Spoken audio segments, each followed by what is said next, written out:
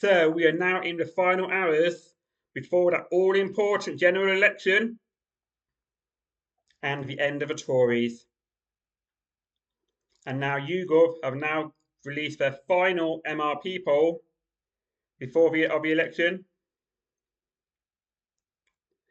And Labour are on course for the biggest majority of any party since 1832. That's according to the final YouGov projection. I think I probably believe that. But let's see it in more detail. YouGov's final MRP poll of the election suggests that 16 of the 26 current 26 cabinet ministers employed by the government will lose their seats. I think it'll probably be all of them, hopefully, including Jeremy Hunt. Other notable Tories like Sir Ian Duncan Smith and Miriam Cates, don't know who that is, also face ejection from the Commons. I go with your ugly face. Labour are on course for a landslide victory on Thursday, tomorrow, with a majority of 212 seats, according to the final YouGov poll projection of the campaign. I don't know if it'll be that high. It's going to be high.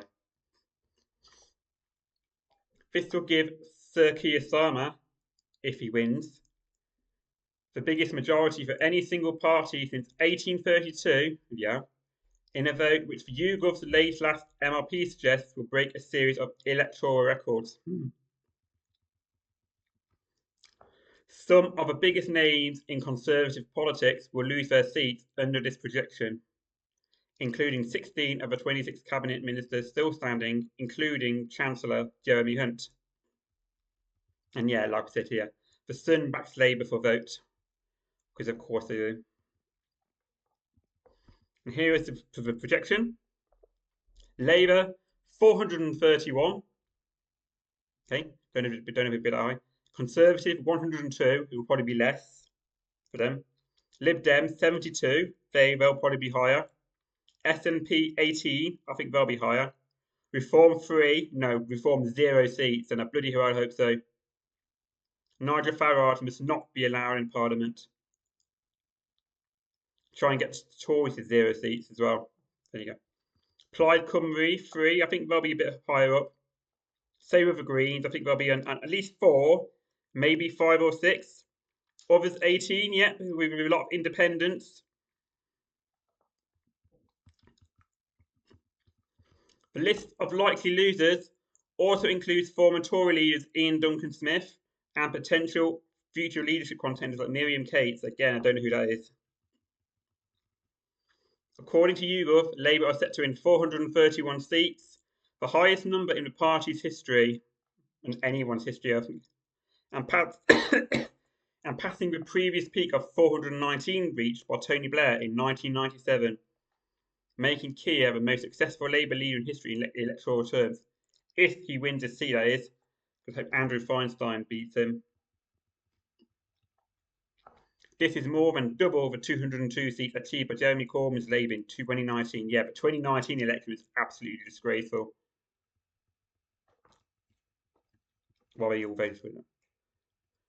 Meanwhile, the Tories are on course for 102 seats less than that, substantially down on the 165 achieved in 1997 under Sir John Major, losing more than 2/3 of the 365 elected under Boris Johnson in 2019. Ed Davey's Liberal Democrats are projected to get 72 seats. That's a big improvement, but if the Tories should get a bit less, and they'll hopefully Lib Dems might get a bit higher, so they get a bit more opposition. I'm not sure how many seats you need to have a shadow cabinet, plus all the ministers involved. Higher than the previous peak of 62 in 2005 under Charles Kennedy. Nigel Farage's Reform UK is set for 3 seats now, while the Greens are on 2 seats. 4, maybe 5 seats, maybe more. The SNP are set to drop from 48 seats in 2019 to 18 seats. No, I don't think so. According to YouGov, I think SNP will be about 30 seats, maybe a bit more. So Labour could be on track for a 212 seat majority, smashing previous records. Can't read any of this small print.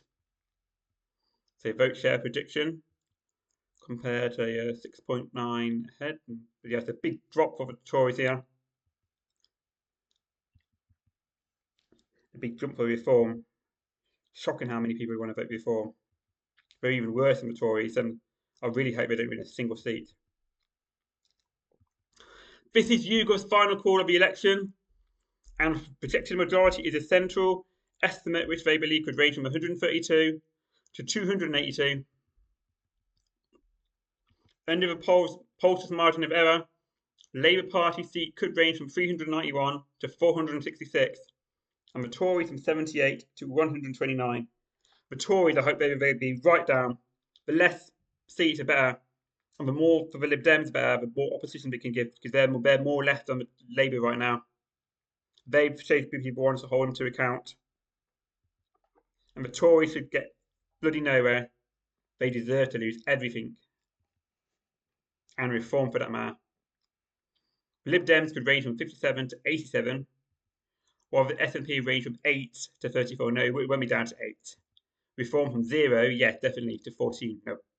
Green from 1 to 4, maybe a bit more. And Ply from 1 to 4, a bit more. The pollster interviewed 47,758 voters in Great Britain between 19th of June to 2nd of July to get the figures.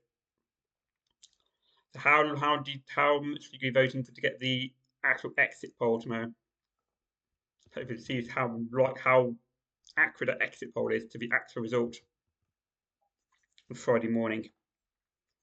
This would mean a bleak national picture of the Tories becoming a party predominantly of the southeast, southwest, and east of England. No, not in the southwest. That's where I am. That will mostly probably be Labour and Lib Dem, maybe some Greens as well. The southwest make it completely Toryless. They would face near wipeout in the northeast, northwest, and Wales, and get rid of all back for Labour probably. Areas where Mr Johnson fared better. So yeah, they don't worry about the constituencies, but yeah. So yeah, the Tories are finished. We know that. The question is how finished, and who's going to be the big Portillo moments. Which seats are Labour going to win? Which one Lib Dems going to win, and so on. Also, on my latest community post, I've listed a list of socialists, Greens, and independents to look out for. The ones I really want to win. A lot of them were probably interviewed by, and now not the Andrew Marr Show channel, which is a socialist channel. So yeah, there you go. Can't wait till tomorrow. And from 10 a.m., 10 p.m. onwards, it's all night. It's going to be an all-nighter, and I can't really wait. Bring it on. Goodbye, Tory scum. Call the Tories.